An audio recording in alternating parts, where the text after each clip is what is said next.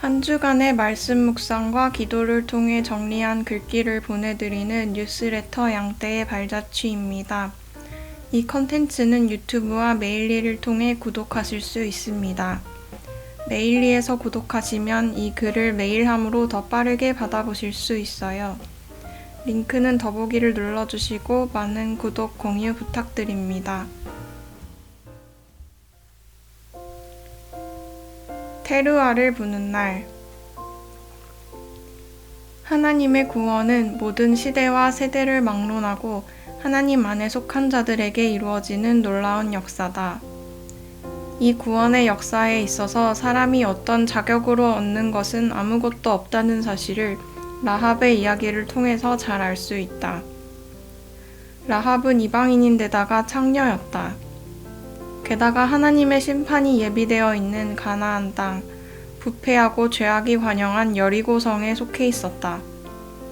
이스라엘 백성 입장에서 보면 이는 상종할 수도 없는 종류의 사람이다. 하지만 라합은 여호와만이 한 분 하나님이신 것과 그분에게만 구원이 있음을 믿었다. 그 믿음으로 인해서 자신과 자신의 가족들이 모두 하나님에 의해 구원받기 원하는 마음을 가지게 되었다. 결국 정탐꾼들이 여리고성으로 몰래 들어왔을 때 이들을 숨겨주고 구원을 약속받는 기회를 잡게 된다. 그 땅을 정탐한 두 사람에게 여호수아가 말하였다. 그 창녀 집으로 가서 너희가 그녀에게 맹세한 대로 그 여자와 그녀에게 속한 모두를 거기로부터 나오게 하여라. 그 정탐꾼 청년들이 가서 라합과 그녀의 부모와 형제들과 그녀에게 속한 모두와 그녀의 모든 가문을 나오게 하여 이스라엘 진 바깥에 두었다. 그리고 그 성과 그곳에 있는 모든 것을 그들은 불에 살랐다. 단지 은과 금과 녹과 철 기구들만 여호와의 집 창고에 넣었다. 그 창녀 라합과 그녀의 아버지의 집과 그녀에게 속한 모두를 여호수아가 살려주었다. 그래서 그녀가 이스라엘 가운데서 이날까지 살고 있다. 이는 여호수아가 예리호를 정탐하려고 보낸 그 사신들을 그녀가 숨겼기 때문이었다. 이 일로 인해서 라합은 이스라엘 백성 중 일원이 되고 훗날 예수님 탄생의 계보를 잇는 여자로 이름을 남기게 된다. 뿐만 아니라 라합의 집에 있던 모든 사람들도 라합과 같이 구원받는다. 믿음은 바라는 것들의 실상이요 보지 못하는 것들의 증거라고 하신 말씀처럼 라합은 자신의 믿음으로 말미암아 실제로 가족들을 구하게 된 것이다. 이스라엘 백성들이 여리고를 점령한 방법은 기상천외했다. 어느 전쟁처럼 돌을 던지고 칼과 창을 휘둘러서 싸울 것이라고 생각했는데 하나님께서는 매일 한 바퀴씩 여리고성 둘레를 돌라고 하신다. 그것도 어떤 말도 하지 말고 뿔나팔 소리만 내면서 행진하라는 것이다.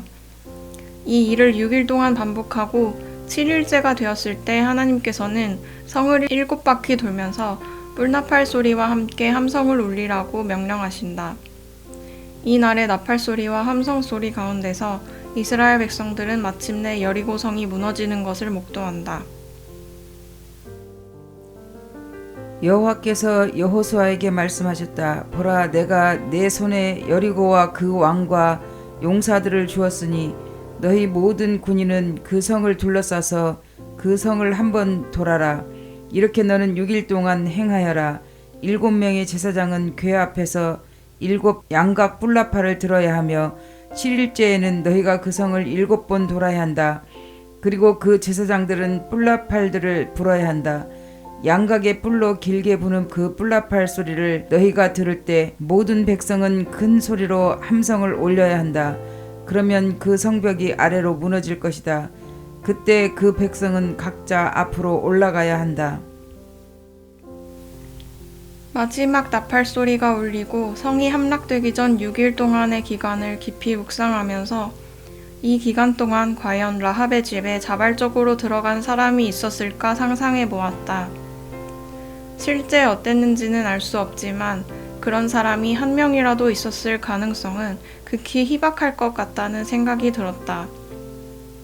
심지어 라합의 집에 들어와 함께 구원받은 이들 중에서도 어쩌다 보니 끌려 들어온 사람들이 있지 않았을까? 이스라엘 백성들의 소문이 이미 가나안 땅에 파다하게 퍼져서 여리고성 사람들은 두려움에 마음이 녹아내린 상태였다. 이런 무서운 존재들이 자신이 사는 성 앞까지 와서 그 성을 하루에 한 바퀴씩 돌면서 나팔을 불어댄다. 심상치 않은 상황이 벌어지고 있는 걸 보면서 무슨 일이 일어나도 일어나겠다는 느낌을 받았을 것이다.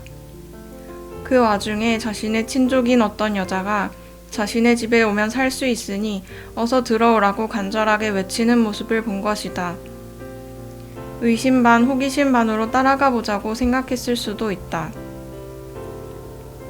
가능성이 희박하더라도 라합의 가족 외에 자발적으로 그 집에 들어간 사람이나 가족이라는 이유로 억지로 이끌리듯이 들어간 사람이나 어떤 마음으로부터 비롯된 것이든 결국 그 외치는 소리를 듣고 그 집에 들어간 사람은 구원을 받았다는 사실을 성경은 기록하고 있다.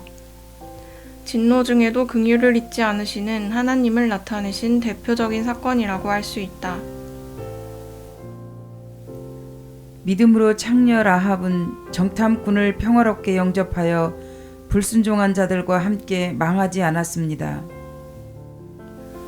히브리서의 이 말씀은 불순종한 자들이 망했다고 표현한다.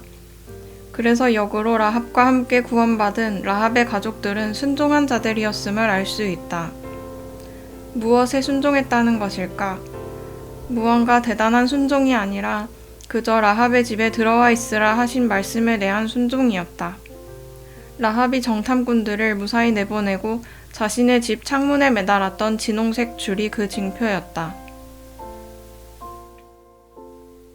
보라, 우리가 그 땅에 들어올 때 당신이 우리를 내려가게 했던 그 창문에 당신은 이 진홍색 줄을 묶고 당신 부모와 형제들과 아버지 집의 모든 자를 당신 집으로 모으십시오. 당신 집 문에 밖으로 나오는 모든 자는 그의 피가 그의 머리로 돌아가리니 우리는 깨끗할 것입니다. 그러나 당신과 함께 그 집에 있는 모든 자에게 어떤 사람의 손이 미치면 그의 피가 우리 머리에 있을 것입니다. 이 약속을 할 때 여리고성이 함락되기까지 하루가 걸릴지 한 달이 걸릴지 1년 혹은 그 이상이 걸릴지 라합은 몰랐다. 다만 정탐꾼들이 돌아가고 난 즉시 진홍색 줄을 창문에 매달았다. 언제가 될지 모르겠지만 심판은 반드시 도래한다는 것을 믿은 라합의 믿음의 행실이었다. 그리고 아마도 그날부터 바로 가족들을 비롯해 주변 사람들에게 외치기 시작했을 것이다. 곧 심판이 올 것이니 살 길이 주어진 자신의 집으로 들어오라고 말이다. 그녀가 말하였다. 당신들의 말씀대로 그렇게 될 것입니다. 그녀가 그들을 보내니 그들이 갔다. 그리고 그녀는 그 창문에 진홍색 줄을 묶었다. 대부분의 성경 한국어 번역본에서는 단순히 나팔이라고 번역된 단어가 직역 성경에서 구체적으로 어떤 나팔 소리인지 나오는 부분이 있다. 바로 유대력으로 신년을 기념하는 절기인 나팔절에 부는 테루아다. 테루아는 9개 이상의 짧고 끊긴 나팔 소리를 통해 도래할 심판을 경고하며 회개를 촉구하는 의미를 나타낸다고 한다. 7째 달 초하루에는 거룩한 모임이 너희에게 있어야 한다. 모든 일상의 일을 너희는 하지 말아야 한다. 그날은 너희를 위하여 테루아를 부는 날이다. 성경에는 테루아에 대한 언급만 하고 있지만 전통적으로 이 절기에 나팔을 부는 순서는 조금 더 구체적이다. 테키야, 세바림, 테루아, 테키야 게돌라 순서로 부는데 이 중 마지막을 장식하는 테키야 게돌라 나팔 소리는 왕의 도래를 의미한다고 한다. 왕의 도래는 곧 심판과 구원을 동시에 의미한다. 어떤 이에게는 심판이, 어떤 이에게는 구원이 임하는 사건이다. 이스라엘 백성들이 여리고성을 둘러싸고 6일 동안 나팔을 불 시간은 사실 하나님의 자비의 시간이었다. 심판이 아닌 구원으로 들어갈 수 있는 기회가 열려있는 마지막 외침의 시간이었다. 그 나팔 소리가 울려 퍼지는 가운데 라합처럼 구원의 길을 외치는 사람들이 있다. 하나님의 자비로 말미암아 그 외치는 소리를 듣는다면 언젠가는 테루아를 부는 날이 끝나고 테키아 게돌라 소리가 울려 퍼지는 날이 이르리라는 사실을 기억해야 할 것이다. 2025년의 나팔절을 맞이하며 나의 마음을 돌아본다. 마지막 나팔 소리가 울리기 전 나는 심판의 두려움과 구원의 확신 중 어느 곳에 속해 있는지 생각해 보았다. 개인적으로 이번 나팔절이 임박하고 나서야 내가 여전히 두려움 가운데 있었다는 것을 깨달았다. 그리고 라합의 이야기를 묵상하면서 하나님 앞에 나아갈 때 마침내 구원에 대한 확신과 강한 믿음을 얻게 되었다. 마치 이스라엘 백성이 출애굽하기 전 첫 유월절을 지낼 때와 같다. 어린 양의 피를 문설주에 바르고 집안에 가만히 있으라는 하나님의 말씀에 순종한 이스라엘 백성들에게는 죽음의 사자가 미치지 않았다. 또는 노아의 방주 때에도 똑같았다. 하나님의 말씀에 순종하여 방주 안에 들어간 사람들과 동물들에게는 홍수 심판이 피해갔다. 이 순종은 오직 믿음에서 비롯된다. 여리고성이 함락되고 심판이 임하리라는 하나님의 말씀을 믿는다면 라합의 집에 들어가는 것이다. 죽음의 사자가 온 집안을 방문하여 장자를 죽이리라는 하나님의 말씀을 믿는다면 문설주에 어린 양의 피를 바르고 집안에 있는 것이다. 곧 대홍수가 나서 세상 모든 것이 물에 잠겨 심판당한다는 하나님의 말씀을 믿는다면 방주 안에 들어가는 것이다. 그러나 두려움이나 의심을 가진 채로가 아니라 오직 구원에 대한 믿음과 감사함으로 들어간다. 약속된 구원을 얻기 위해서 사람이 자기 힘으로 수행해야만 하는 미션이나 얻어내야 하는 자격 같은 건 없다. 우리에게 주어진 유일한 구원의 이름 안에 속해 있으면 된다. 이것이 바로 하나님께서 우리에게 주신 가장 기쁜 소식, 복음이다. 너희와 모든 이스라엘 백성들은 알라. 너희가 십자가에 못 박고 하나님이 죽은 자 가운데서 살리신 나사렛 예수 그리스도의 이름으로 이 사람이 건강하게 되어 너희 앞에 섰느니라. 이 예수는 너희 건축자들의 버린 돌로서 집 모퉁이의 머릿돌이 되었느니라. 다른 이로서는 구원을 얻을 수 없나니 천하 인간의 구원을 얻을 만한 다른 이름을 우리에게 주신 일이 없음이니라 하였더라. 이 글에서 인용한 성경 말씀은 별도 표기가 없으면 개역 한글 번역본을 인용한 것입니다.